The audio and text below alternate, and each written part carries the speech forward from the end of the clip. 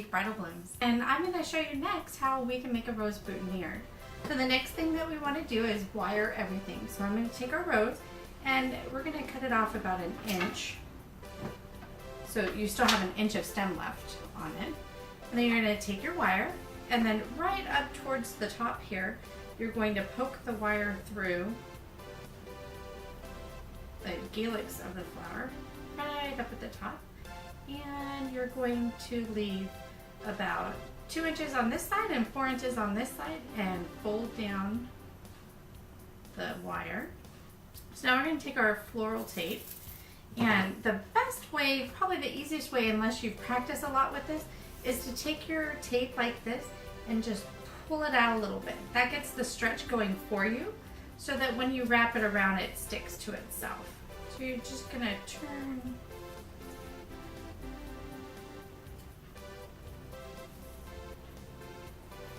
and wrap, turn and wrap. Really the only way to get good at this is practice. So you don't even need fresh flowers. You can just take a pencil if you want to and practice wrapping floral tape around a pencil. And the more you practice, the better you'll get at it. So once again, I'm going to start at the top, just twist and turn as you pull. Okay, now we have the rose wrapped up. And my berries, I cut them off a little bit short on the stem, so I'm going to put a wire on those and wrap those as well. One of the stems with a little bit of tape, like that. So this is a calyx leaf, and you can use any kind of leaf as a backing that you want. Maybe you can go out into your garden and look for something out there, or you can use any of the leaves that you might have purchased along with your flowers. So I like the calyx. It gives a nice, just smooth, rounded edge. So I'm going to take the rose and I'm going to place it up against the calyx, leave like that. And then I'm going to take a little bit of tape and just wrap it around and hold it in place, because I don't want to go all the way down or else my boutonniere starts getting really thick. So here I have a little bit of bear grass and a few straight pieces, or another thing I like to do is take the bear grass and make little loops out of it. And I just put a little bit of tape once again to hold it in place, and I check and make sure that that's how I want it to look, and I think I want my loop a little bit off to the side here, so I kind of move that around a little bit. Now for the finishing touch, I like to put my berries, or maybe even some fresh herbs or anything else that you can think of that you might like to add a little whimsy to it, but still keep it nice and chic. Okay, so I've added the berries and put a little tape around it. So now what I want to do is cut out any extra stems that I might have in here, because as I tape the entire rose boutonniere, I don't want it to get really super thick on the bottom. So I've cut out all this extra, and now once again I pick up my tape and I just hold it with one finger as I get it going, and then I just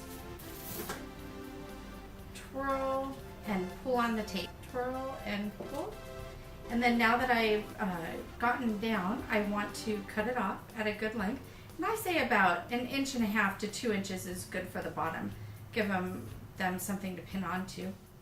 And then I'm going to tape it one more time just so we don't have any wires poking out. And then there you have it. You have a nice rose boutonniere. The final step that we're going to do is we're going to take our pins and open up the box here. Okay, and there's two things that you can do with these pins. One is you can actually insert a pin down into the middle of the rose, and that gives it a really fun detail. And you just take the pin like this, and you insert it like that into the stem of your boutonniere. And I always add 2 pins just because you don't want a floppy boutonniere, so you can pin once here at the top and once down here at the bottom, and that will keep it nice and straight and upright. Alright, so the final step that we're going to do is we're going to spray with our final touch, and it locks in all the moisture that's inside of the rose and the leaves. After we spray it, we're going to let it sit out for maybe 20 minutes, and then once we've done that and it's dry, we're going to take it and just a regular Ziploc bag, put it inside, and then get as much of the moisture as you can or air out of it, and then seal up that Ziploc, put it into another one and double bag it and put it in your refrigerator. It's going to be lovely on your wedding day. Have a great day. This is Michelle with Chic Bridal Blooms.